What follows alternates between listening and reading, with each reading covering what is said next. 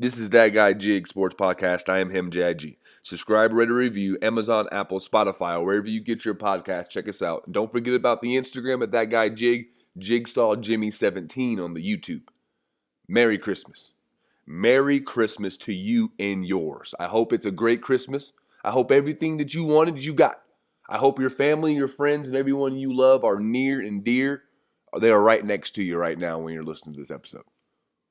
Because I also want them to know it's the championship. Depending on what kind of fantasy football league you're in, you're either in the semifinals or you're in the championship this week. It's the championship. It's time to put our name amongst the immortals. Champions never die. Second place does. So we got games on Christmas today. We got games tomorrow. We got games Saturday, Sunday, Monday in the week. And I'm here to give you a little information to help you hoist up the trophy, to help you send those text messages of excitement. I want you to send championship level text messages to everyone that you played in your fantasy league because you are the champion. And that's what it's about.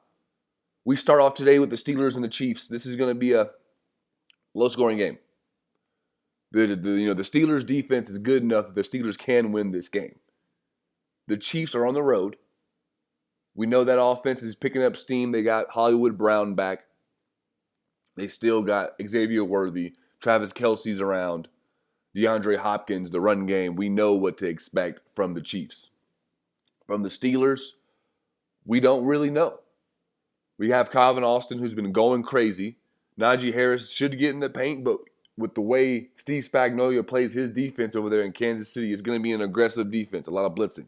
Pat Freiermuth, quick hot routes. Calvin Austin, get the ball out of Russell Wilson's hands quick. We can also remember Russell Wilson has a little vendetta against the Chiefs because while he was in Denver getting his ass kicked for those years, this is what happens. Revenge. Will we see it? Will we not? But I don't see this game being high scoring. Chris Boswell, the kickers are good. The kickers are going to be very good to have in this game. Like I said, for the Steelers, you're looking at a Calvin Austin. If George Pickens plays, maybe he can get behind the secondary. Him and McDuffie are going to be a very good matchup. But like I said, Pat Freiermuth, he's your guy. If you can get your hands on a Pat Freiermuth this week, you're going to be very happy. A lot of check downs, a lot of quick reads. Calvin Austin as well. Later on tonight, we got the Ravens and the Texans. This probably should have been a good matchup. This should have been a good matchup, but the Texans are injury depleted. Look for Joe Mixon to be kind of bottled up today. Ravens have a very good run defense, average pass defense. Very average. I would say the Texans will be able to take advantage of that, but with only having Nico Collins as your only healthy wide receiver, you just bring in Deontay Johnson, you claim off of waivers. We know what he is as a wide receiver. We can't expect too much from him. This is usually where, a veteran, a Robert Woods, this is where those guys come in handy, where they can step in and do what they do. John Mechie III, this is a game for him. Dalton Schultz. Listen, the Ravens secondary is the weakness on that defense. So if you are the Texans, you're going to try to attack them in the air. This game has potential to be high scoring. C.J. Stroud versus Lamar Jackson. This is must-see TV. Maybe Derrick Henry gets back in the paint. If you're looking for Ravens players, don't look too far because they're all in front of you. Okay? When you're looking at Mark Andrews, you're looking at Derrick Henry, you're looking at Zay Flowers, Rashard Bateman. These guys are fine. These guys are going to get, their touches, their looks. They're going to be all right. Now, once you start dipping into the Tylan Wallace's, once you start dipping into the Nelson Aguilar's, I have nothing to give you. I have nothing to give you at that point because there's nothing there. Thursday football, this is where things get interesting for me because this Seahawks and Bears game, circle it. This game could be explosive. It's on Prime Video, which I have a bone to pick with the NFL. I don't appreciate you making people get multiple streaming platforms to watch football. There used to be a day where football was on, regular TV. Before Red Zone and all that, it was just on TV, and you know what? You got your local broadcast. If you wanted to watch that team in your local area, that's what you got to watch. I don't like the streaming platforms. I don't like them sub-selling our views. You know, when you think about it, they're selling your views to Netflix. And then they're charging you to go view Netflix. It's a terrible deal, Roger. Terrible deal for the consumer. Terrible deal for the viewer. Give us our bread back. But the Seahawks and Bears game have potential because neither one of these teams are doing very well. And that always has potential for high-scoring games. When you look at the Bears defense is very solid. It's a very solid defense over there. It's a defense that you can stand on and, kind of lean on, depending on how good the offense is doing. Offense is usually doing pretty good. Like I said, the Bears defense is pretty solid. Now, this Seahawks defense that they're going against, this Seahawks defense has some holes. And if you look at what the Chicago Bears have offensively, they have weapons. Now, can Caleb Williams get time? We don't know. We don't know. We hope so, but we do not know. And that's one thing that's going to be very interesting is if he can get some time, if he's able to throw the ball, he has weapons. And I don't know if you know this, but the Seahawks are giving up 213 yards a game passing. Not the best, not the greatest, not the worst. But this game has potential because of it. And the Bears give up 225. And we know the weapons that are on the other side for the Seahawks. That's why I say this game could be explosive. It could be high scoring. If they got it at a 45, I think he can get higher over-unders. I think we can get higher. And I think Caleb Williams will be a sleeper this week for fantasy football because of the matchup he has and the weapons that he has. Saturday football. Patriots and Chargers. Chargers are going to run away with this one, literally. Run the ball and get up out of there. It's in New England.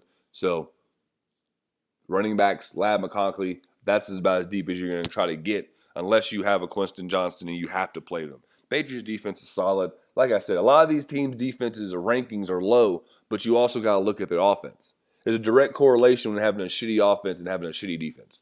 Direct correlation. If your offense can't stay on the field long enough to keep your defense off the field, and your defense is on the field all game, your defense will have worse stats because they're just on the field all the time. I mean, we see it all the time. So that's my whole point with that is, a team like the Patriots, a team like the Bears, they're 4-11, 3-12. Well, you say, we know what these defenses are bad. Well, not necessarily. Their offenses can't produce enough to keep the defense off the field. Defenses don't need to be on the field all game. They just don't. You have to be able to give them a break. You have to be able to give them some time to adjust and do all that good stuff. Saturday afternoon, Broncos and Bengals. This has an explosion just written all over it. It has explosion written all over. The Bengals can't stop a nosebleed. The Broncos have the number one defense. The Bengals have the number one offense. The Broncos have the best corner. The Bengals have the best receiver. I mean, this is must-see TV. It's Saturday afternoon in Cincinnati. Cincinnati is on the outside looking in the playoff race, have about a 7.6% chance of making the playoffs, but they need to win out. They have to win out. And this game right here is a big game because if they can beat the Broncos, it's going to help them move up in the standings, and it kind of pushes Denver out of the playoff picture a little bit. You got to keep in mind, this is the same conference. Same conference, different division. This is the AFC. This is the AFC matchup. This is going to be a good game. I have a prediction, a bold prediction. I don't think this game is high scoring. The Bengals defense over the last month have been very formidable. And for, fantasy football purposes, I'm not telling you to do it, but I'm not telling you not to do it. I think this Bengals secondary, I think this Bengals defense versus this Broncos offense is a great matchup. That's what I think. And I don't think Joe Burrow and Jamar Chase and these guys are going to be pithy to, out here turning the ball over. I don't. I think it's going to be a very crisp and a very, very methodical game for the Bengals. A lot more run than expected because they have a guy named Chase Brown who is 70 yards away from 1,000 yards, and he's only been starting since week 9. So they have a guy back there who needs to touch the ball, and they want him to touch the ball. So I don't think this game gets that high of over-unders. They got it at 49. I don't think it hits that. I don't think it hits that at all. I think the Bengals come out and they just physically dominate the Broncos. I also believe that the Bengals defense locks in. I believe they lock in on Saturday afternoon. If I'm wrong, I'm wrong. But I don't think I will be. The Cardinals and the Rams are my pick to come out the NFC if they do make it. If they end up making the playoff push, the Los Angeles Rams, if they are healthy, are going to make a push. There's not too many teams in the NFL that can stop a Cooper Kupp, Puka Nacua, Kyren Williams trio. And now that you have Matthew Stafford throwing the ball, slinging it, Tyler Higbee coming back around, offensive line getting healthy, that defense is very, very solid. It's not good. It's not bad. It's solid. meaning it can get off the field if it needs to. It can get you in the 3rd and long. They have a very young defensive line that they went and drafted last year. They've been building in the draft. I think the Rams have a chance. The Rams have a legit chance to get out of the NFC. Now we're on Sunday, folks. Now we're on Sunday. Now Sunday is going to be a fun day, but Sunday is also a day of reality. Because if you get to Sunday and you start seeing your team falling, I'm going to hear, hey, listen, there is no Monday games. There is no Monday night games. There's one Monday game, sorry. But there's no Sunday. There's no more Sundays. This is it. So pick right and pick accurate. We got the Jets and the Bills. 47 points over and under. This game is going to be interesting because you got two good defenses, two good quarterbacks, an MVP caliber quarterback playing right now in Josh Allen. Been putting up some good stats. Does he do it? I don't know. I really don't. But what I do know is the Jets are playing some good football offensively. I like some points in this game if you can get your hands on some players. Tyler Conklin is a good little tweener tight end. If you need somebody to get in between the weeks, Conklin this week is going to be a good one. I like the Bills. Shakir, everybody on the Bills, of course, is going to be open. James Cook could have a bad week. He could have a solid week, but he could have a bad one at the same time. This Jets defense is solid, so watch out for that. Titans and Jaguars, stay the hell away from this game. There's no good coming from this game. Absolutely no good. You might be able to get the tight end for the tight ends. For the Titans, he's doing pretty good. He's had 8 or 9 targets the last 2 games, so that's pretty good. But, you can lean on Mason Rudolph throwing the ball a little bit more accurate. He's going to get the ball out of his hands. Jaguars defense has been playing good. Brian Thomas Jr. has been a monster over the last 3 weeks, so if you got him, you feel good about that. But what I'm saying stay away from is trying to go too deep into these games. The over-under in this game is at 39 points, so just don't go too deep. If you got the stars on the team, play your stars, but don't go too deep other than that. Panthers and Buccaneers, this is a divisional game. This is a big game for the Buccaneers, a must-win game for the Buccaneers. Mike Evans is trying to continue his streak of 1,000 yards. I heard somewhere or read that he hasn't had 1,000 yards since high school. Like, he has never not had a 1,000-yard season, but it was in high school when he did. So that's how long it's been since Mike Evans has not had 1,000 yards. I don't see anyone on the Carolina Panthers stopping this. The Buccaneers laid an egg last week. I don't see them doing it again this week. So look out for big performances from Buccaneers. Raiders and the Saints, one of those games you want to stay away from. But if you have to play, you're looking at Brock Bowers. You're looking at Keandre Miller for the Saints. You're looking at Jacoby Myers. Jawan Johnson. If you don't want to go too deep. But outside of that, guys, it's going to be tough. Now, this is the game right here. Cowboys and Eagles. The over and under is at 41. And I believe that's because Jalen Hurts is not going to play.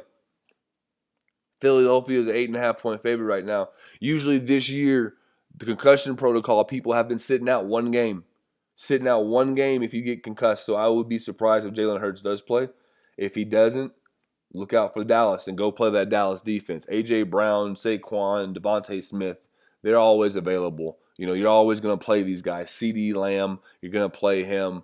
Brandon Cooks, if you need a streamer for the week. If KaVontae Turpin's a good one. Jalen Tolbert, if you need streamers, those 3 guys are probably right there for you. But keep in mind on this game, though, Jalen Hurts could not play. So keep an eye on that Dallas defense. If you have the Dallas defense, do not drop them because, like I say, Jalen Hurts could be out this week. Giants and Colts. Play the Colts defense. I don't care what you got to do to get them. Who you got to drop. The Colts defense is going to win leagues this week. They're going to win leagues this week. They have a good matchup versus the Giants. They did solid. They've been playing solid. Gave up a lot of points last week, I know, but they got turnovers and sacks. In the fantasy football, those are what you want. Dolphins and Browns. Hey, it's going to be a shit show. The Dolphins are going to do their thing. Tyreek. We don't know if Waddle, David A-Chain, these guys are going to do what they do. But the Browns players, it's going to be more of a pass script because they should be down. They should be down. Hopefully Jerome Ford is not fumbling on the 1-yard line. That's tragic. But if he is, that's what the Cleveland Browns do, we are not surprised. But we aren't playing too deep of Cleveland Browns. Jerry Jeudy's a good one. Outside of that, David Njoku, maybe Jerome Ford. But keep in mind, this game is going to become a pass script for the Browns because they are going to be down. Packers and Vikings, game of the week. Game of the week. Game of the week. High scoring. We're playing everybody. Romeo Dubes, Josh Jacobs, Jingleheimer Smith. His name is my name too. Tucker Kraft, Jayden Reed. We're playing everybody. We're playing everybody for the Vikings. Addison, Jefferson, Hawkinson, Aaron Jones. We're just hoping for big performances. 48 is the over and under.